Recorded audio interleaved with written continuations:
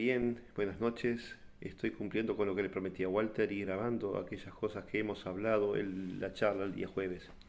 Como saben, estamos todos los jueves teniendo charlas de principios del Evangelio y comprendiendo algunas enseñanzas de nuestro Padre Celestial. En esta ocasión, este jueves, hablamos de la autosuficiencia y me gustaría poder compartir con ustedes algunas experiencias y algunas cosas que he aprendido respecto a eso, también como lo que dice las Escrituras y lo que dice el Señor al respecto. La autosuficiencia es algo que el Señor requiere de nosotros y no se limita a lo que podemos entender como el bienestar temporal o el ser autosuficientes económicamente, sino que Él nos invita y nos enseña a poder ser autosuficientes tanto en las cosas económicas como en los asuntos espirituales, como en los asuntos emocionales, como en los asuntos familiares, en todas las cosas. Y porque todas las cosas son espirituales. Para Dios no hay ningún mandamiento que haya dado que sea para la carne, sino todo es espiritual. Y también espiritual debe ser el alimento, de la misma forma que alimentamos nuestro cuerpo, comemos para estar fuertes, también tenemos que alimentar nuestro espíritu. Y eso lo hacemos al conocer los principios del Evangelio, tras la lectura y escuchando mensajes, pero también aplicando esos principios. Entonces, principalmente lo que dice respecto a la autosuficiencia, que involucra muchas cosas, es necesario que podamos aprender lo que el Señor nos enseña, aprender la manera del Señor y después aplicar esos conocimientos. Y de esa forma nos fortalecemos, nos alimentamos espiritualmente. Quisiera compartir con ustedes, si la tecnología me permite, la misma presentación que presenté aquel día y poder ir conversando sobre esa presentación, así que no me van a ver más la cara, pero vamos a poder estar conversando y ustedes pueden acompañarme en esta presentación. Voy a ver si puedo salir de aquí, si puedo. Eh, Voy a hacer una vueltita acá para poder acceder, así que no me corten, ok. Va a ser media larguita porque yo pensé que la tenía, pero ya no la tengo más. Entro aquí, entro aquí.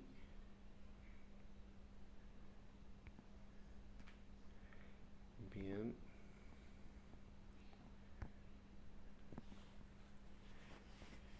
Y vamos a entrar a ella. Voy a invertir la pantalla y les invito a hacer lo mismo para que puedan ver más grande la letra, ok. Y así poder acompañarme en esto. Bien, estamos hablando de la autosuficiencia, como les decía. Y un primer enfoque podría ser comprender lo que es la autosuficiencia, ¿verdad? Que nada más es que de la capacidad que tenemos de proveer para nosotros y para los nuestros. Y diferente a lo que podemos creer, la autosuficiencia no es depender de nadie, sino que debemos aprender que los principios de autosuficiencia nos llevan a depender primeramente de nuestro Padre Celestial y de Jesucristo. Y segundo, que dependemos de otras personas para poder compartir y para poder ser ayudados y ayudar. Sin eso no existe autosuficiencia. Entonces la autosuficiencia no es no depender, sino tener la capacidad de proveer para nuestras necesidades, tanto temporales, espirituales, emocionales, como poder ayudar principalmente a nuestra familia, después a los demás, a lograr estas cosas.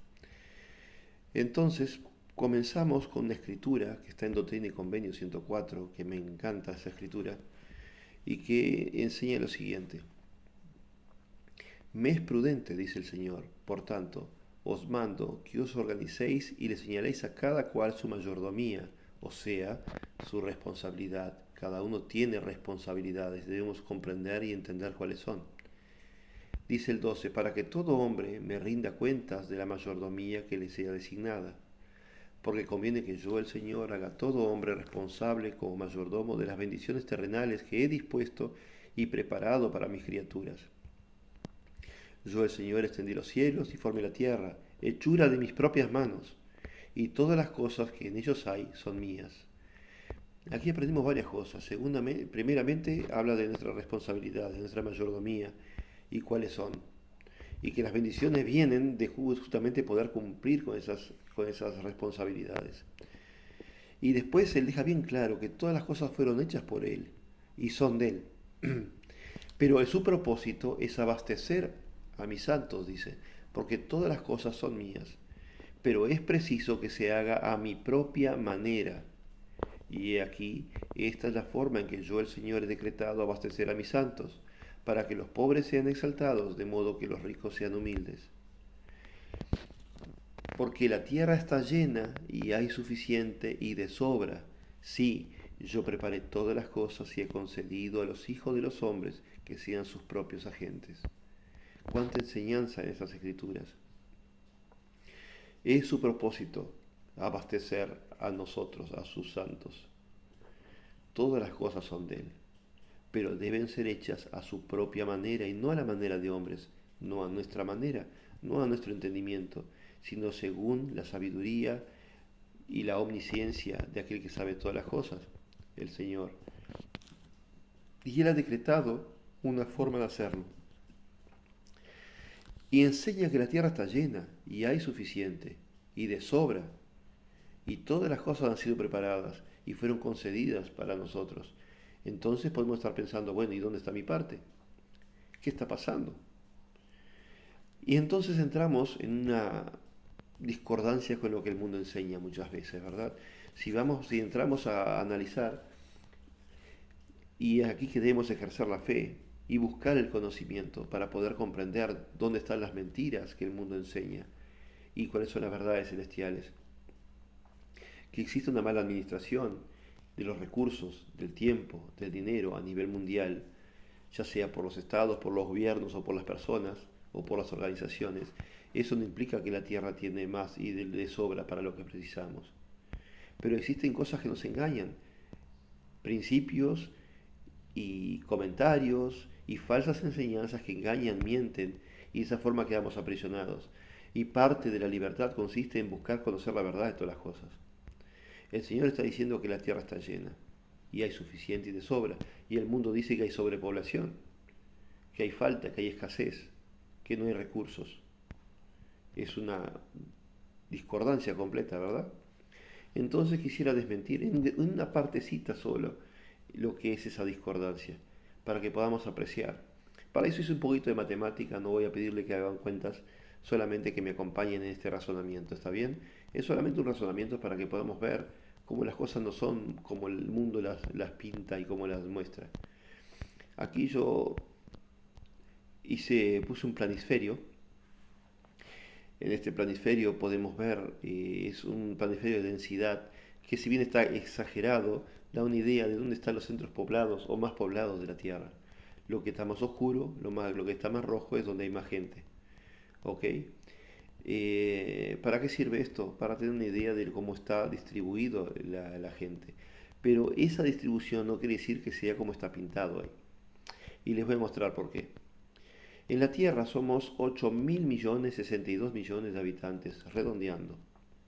La Tierra tiene 148.940.000 kilómetros cuadrados. Eso de tierra, descontando todo el mar y las aguas. 1 kilómetro cuadrado son 1.000.000 de metros cuadrados, ¿verdad? Pero ¿qué pasa? Vamos a achicarlo y vamos a hacer una fantasear, pensar, imaginarnos que todo el mundo los colocáramos en un país como Argentina, que es un país bastante grande en área, mucho más grande que el Uruguay, pero es muy pequeño si comparado a todo el mundo, ¿verdad? Pero vamos a hacer de cuenta que ponemos a todas las personas en Argentina. Argentina tiene una extensión territorial de 3.761.274 kilómetros cuadrados. Si realizamos las cuentas, que es simple división, podemos determinar entonces el resultado, le vamos a mostrar aquí, que los habitantes del mundo, si estuvieran juntos en Argentina, cada uno tendría un espacio de 466 metros cuadrados para moverse sin pedir permiso a nadie. O por decir de otra manera, en cada manzana, considerando las calles, podrían vivir 21 personas. En una manzana, por lo general, vamos a poner un mínimo de 10 casas por cuadra y son 4 cuadras, o sea, 40 casas. A un promedio de 4 personas por casa, estamos hablando de 160 personas que viven más o menos en una manzana. Si ponemos 21 personas por manzana, solamente, que estarían muy cómodos, ¿verdad? En Argentina cabría toda la población mundial, cómodamente, sin hacer edificios verticales, o sea, solamente a nivel de piso. Entonces, aquí podemos ver que el decir que la tierra está sobrepoblada, que no hay recursos, no es una verdad. Si bien hay falta de administración, falta de control y abuso de muchas partes, la verdad es que tenemos lo suficiente. Dios preparó todas las cosas y tenemos y nada va a faltar si es que somos prudentes y honrados. Entonces, solamente esto era para que podamos ver cómo las enseñanzas de Dios y las cosas que Dios manifiesta a sus profetas son verdaderas. Y de esta forma, lo mismo que hice con esto, podemos comprobar con cada cosa que se enseña en la iglesia. Ahora analicemos, y quisiera analizar, volver al tema, y analizar cuál es la manera del Señor de lograr la autosuficiencia. ¿Ok? ¿Me acompañan? Quisiera compartir con ustedes algunas escrituras que amo y que son, dejan una gran enseñanza o que son muy sencillas. Primeramente ir a los tiempos de Jesucristo, cuando estaba en su ministerio terrenal. Y allí en Jerusalén él encontró a un paralítico de la siguiente manera. Hay en Jerusalén, junto a la puerta de las ovejas, un estanque que en hebreo es llamado Betesda, el cual tiene 5 pórticos. Y en estos yacía una multitud de enfermos, ciegos, cojos y paralíticos que esperaban el movimiento del agua. Porque un ángel descendía de tiempo en tiempo al estanque y agitaba el agua, y el que primero descendía al estanque después del movimiento del agua quedaba sano de cualquier enfermedad que tuviese. Y había allí un hombre que hacía 38 años que estaba enfermo. Entonces presenta el lugar un estanque de aguas donde la creencia popular decía que allí un ángel descendía, agitaba el agua y el primero que entrara era sano. Entonces una multitud de leprosos, enfermos, cojos, ciegos y demás enfermos esperaba allí su chance, su momento de poder entrar al agua. Hermanos, estamos llenos de creencias populares, de personas que dicen que tienen la solución para mis problemas. Unos dicen una cosa, otros dicen otra y no sabemos en quién creer. Pero estamos llenos de supercherías, de tradiciones, de creencias populares que no son ciertas. De esa misma forma, estas personas estaban con una esperanza, porque pues no tenían otra. Allí encontraban y depositaban su esperanza que tal vez cuando el ángel agitara pudiesen ser sanos. Y entre ellos un paralítico, 38 años hacía que estaba enfermo. Y cuando Jesús vio a este acostado y supo que ya hacía mucho tiempo que estaba así, le dijo, ¿quieres ser sano? El Señor le respondió al enfermo, no tengo a nadie que me meta en el estanque cuando se agita el agua. Por entre tanto que yo voy, otro desciende antes que yo. Y le dijo Jesús, levántate, toma tu lecho y anda. Y al instante aquel hombre quedó sano, y tomó su lecho y se fue caminando. Y aquel día era día de reposo. Si bien la frase es corta, la enseñanza es muy grande. Jesús le preguntó, ¿quieres ser sano? Y él le respondió, no tengo quien me meta, ¿cómo entonces voy a ser sano? Entonces Jesús le mostró que él tenía el poder para sanarlo, pero que parte del trabajo dependía de él. Hazlo a mi manera. ¿Quieres ser sano? Entonces levántate, toma tu lecho y anda. No lo levantó, no lo llevó en su lecho, lo sanó y dijo, ahora es contigo. Analicen esta enseñanza. Otra enseñanza, otra escritura. En los tiempos más antiguos, en los tiempos en que Elías era el profeta de Jehová, este Elías, por orden de Jehová, por palabra de Jehová, y por la desobediencia del pueblo que se estaba portando muy mal, selló los cielos y separaron las lluvias, y por muchos años no llovió. Elías era alimentado por cuervos, por palabra de Jehová, y bebía agua de un arroyo que se secó. Al secarse el arroyo, vino a él, Elías, las palabras de Jehová diciendo, levántate, vete a Sarepta de Sidón, y allí morarás. He aquí, yo he mandado allí a una mujer viuda que te sustente. Piensen en eso. Vete a Sarepta, allí he mandado a una mujer viuda que te sustente.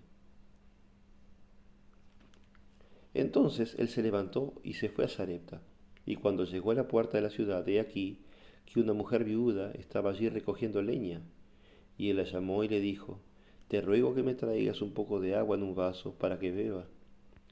Y yendo ella para traérsela, él la volvió a llamar y le dijo, te ruego que me traigas también un bocado de pan en tu mano.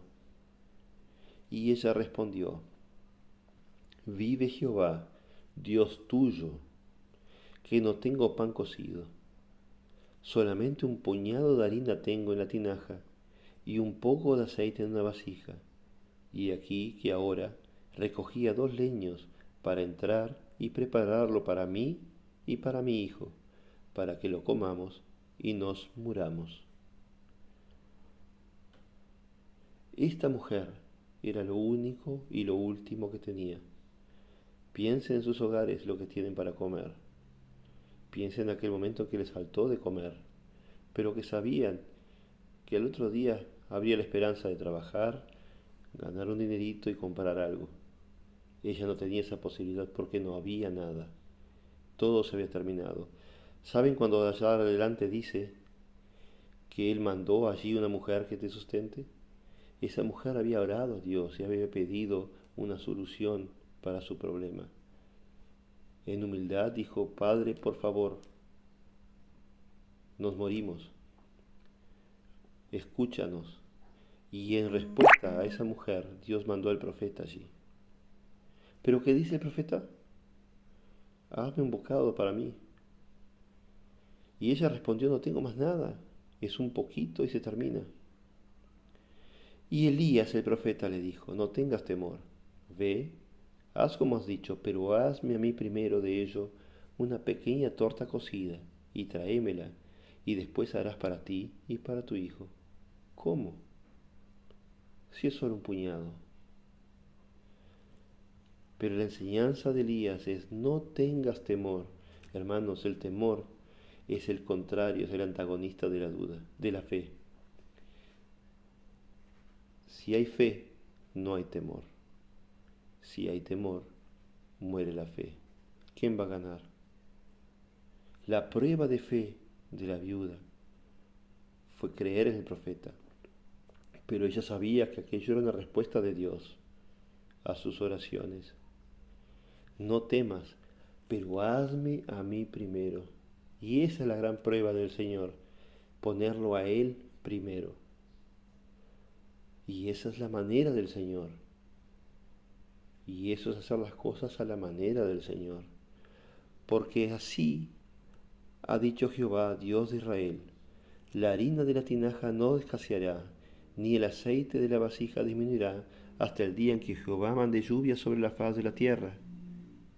Entonces ella fue e hizo como le dijo Elías, y comieron él, y ella, y su casa durante muchos días. Y la harina de la tinaja no escaseó, ni el aceite de la vasija menguó, conforme a la palabra que Jehová había dicho por medio de Elías. La promesa se cumplió cuando ella pasó por su prueba de fe.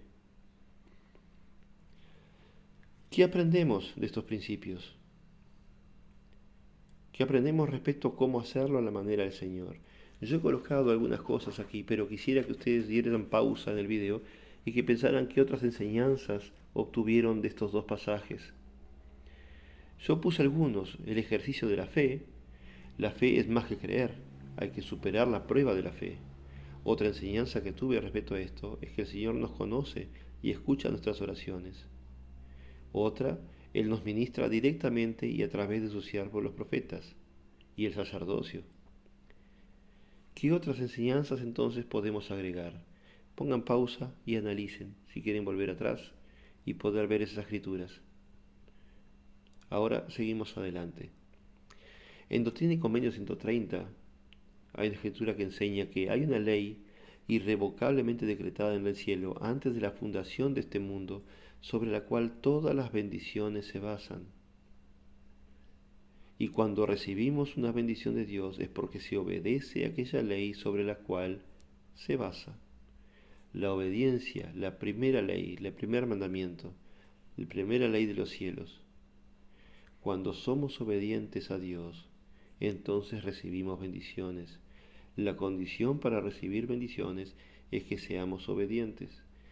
Y cuando obedecemos y cuando recibimos una bendición de Dios es porque fuimos obedientes a la ley sobre la cual esa bendición se basa. En las Escrituras encontramos mandamientos y leyes y promesas para aquellos que son obedientes a esas leyes. Entonces, ¿qué leyes basan las bendiciones de la autosuficiencia? Si hay bendiciones para cada ley que cumplo, ¿cuáles son las leyes que basan las bendiciones de la autosuficiencia? Y yo puse aquí las 4 leyes que Dios determinó que basan entonces en las bendiciones de la autosuficiencia. Y quisiera que pudieran leer esas escrituras. Vieron que no las puse ahí como las otras. Me gustaría que las leyeran, que estudien esas escrituras y vean lo que enseña. Hay 4 leyes fundamentales que sostienen la autosuficiencia. Y si quiero ser autosuficiente económicamente, temporalmente, espiritualmente, emocionalmente, familiarmente, bueno, acá están las reglas de Dios para eso.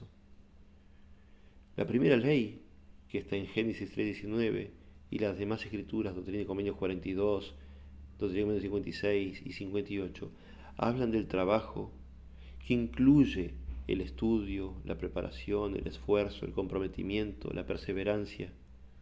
No está hablando de empleo, está hablando de trabajo, está hablando de esfuerzo. En Génesis habla, con el sudor de tu rostro comerás el pan. A veces no podemos ver eso ahí porque es algo que está en nuestro cotidiano, sabemos que tenemos que trabajar, pero ¿sabían que es un mandamiento de Dios el trabajo? Que fue la forma que Dios dijo que el hombre debía hacer para sostener el sostén para sí. No es un invento de hombres, es la forma de Dios, es la manera de Dios. Debemos trabajar, pero no trabajar de otra manera, sino que con entusiasmo, preparándonos, estudiando, con comprometimiento, con perseverancia. Trabajo tanto en las cosas que nos dan dinero en el bolsillo, como trabajar en la iglesia, como trabajar al servir a los demás, como el estudiar, como el ser un buen estudiante. Todas esas cosas son trabajo e involucran el trabajo. Entonces les invito a leer esas 4 escrituras respecto a esa enseñanza y a esa ley. La segunda ley es la ley del diezmo. Y ahí yo les marqué una escritura en Malaquías, capítulo 3, versículos 10 al 11. Me gustaría que la analizaran y la estudiaran, porque allí enseña cuál es el mandamiento, traed todos los diezmos al alfolí, y después enseña las bendiciones sobre ese cumplimiento, sobre el cumplimiento de ese mandamiento. ¿Ok? Entonces, lean cuál es el mandamiento y las bendiciones. Lo mismo con las ofrendas de ayuno, y si alguien no sabe lo que es, después podemos hablar respecto a eso. Pero el Señor nos ha mandado ayunar y ofrendar, y con esas ofrendas ayudamos al pobre y al necesitado. E Isaías, en ese capítulo 58, del 6 al 12, él enseña lo que es el ayuno, para qué ayunamos. Él hace una pregunta, ¿no es el ayuno que yo escogí? Y después enseña una serie de bendiciones para todos aquellos que ofrendan, ayunan y pagan sus ofrendas, porque con esas ofrendas sostenemos al pobre, ayudamos al necesitado a la manera del Señor. Y después podemos, si quieren saber más sobre esto, es un lindo tema para tratarlo solamente a él, sobre el ayuno. Pero como otra ley, tenemos el día de reposo. Y en el día de reposo vuelvo a Isaías, el mismo capítulo, Vieron que ofrenda de ayuno termina en el 12. En los versículos 13 y 14 habla del día de reposo. Y también en Doctrinas y Convenios 59, 9, 10 y el 16 nos enseñan cuál es el mandamiento, de retraer, de hacer nuestra voluntad en ese día y hacer la voluntad de Dios, y las bendiciones. Derramaré sobre vosotros bendiciones hasta que sobreabunden, dice la Escritura. Fíjense, hermanos, cuando estudien esto, que los mandamientos son obedecer la ley y las bendiciones son muy parecidas en todos los casos. Las bendiciones de trabajar, pagar el diezmo, ofrenda de ayuno y el día de reposo son las mismas. ¿Qué quiere decir esto? Que si yo deseo que la abundancia de la tierra sea mía, que yo pueda tener para el sostén, que esté protegido del devorador, como dice la Escritura, que pueda tener para mí y para mi familia, tanto en lo que dice respecto a alimento como dice respecto a salud espiritual, a fortaleza espiritual. Aquí está el camino, es el cumplimiento de estas leyes. Hermanos, nuevamente repito, lean y estudien esas escrituras, les invito a hacerlo, con ese cometido, entender cuál es el mandamiento y ver las bendiciones. Ver todo lo que Dios tiene prometido para ustedes. Son maravillosas bendiciones. Yo quisiera compartir con ustedes mi testimonio de que sé que estas enseñanzas son fortalecedoras, nos llenan de ánimo. En el mundo hay charlas motivacionales. Hay personas que venden y venden cursos de charlas motivacionales para entusiasmarnos. El Señor no hace eso. El Señor nos da mandamientos, nos da leyes y extiende bendiciones para todos aquellos que la cumplen. Nos fortalece espiritualmente y con esa fortaleza espiritual y con la guía del Espíritu Santo, con la inspiración del Espíritu Santo, entonces, por estar merecedores de ella, por estar acompañados y buscando conocerlo, nos fortalecemos y logramos estas cosas, logramos superarnos, logramos mejorar. Si alguno de ustedes tiene falta de autosuficiencia, entonces busque esta cumpliendo con sus leyes y será bendecido. Yo quisiera compartir con ustedes mi testimonio personal de aunque he pasado por muchas dificultades, he sabido siempre estas cosas. Estas cosas y vivir estas cosas no nos evitan pasar por dificultades, pero sí nos ayudan a pasarlas, a enfrentarlas y a lograr vencerlas. Y esa es la diferencia. Quisiera compartir con ustedes mi testimonio personal de que Jesucristo vive, que todo este Evangelio es obra de Él, y que si le seguimos, si seguimos sus pasos, seguimos su ejemplo y sus enseñanzas, entonces tendremos el mismo destino que Él tiene. Y estas cosas las comparto en nombre de Jesucristo. Amén.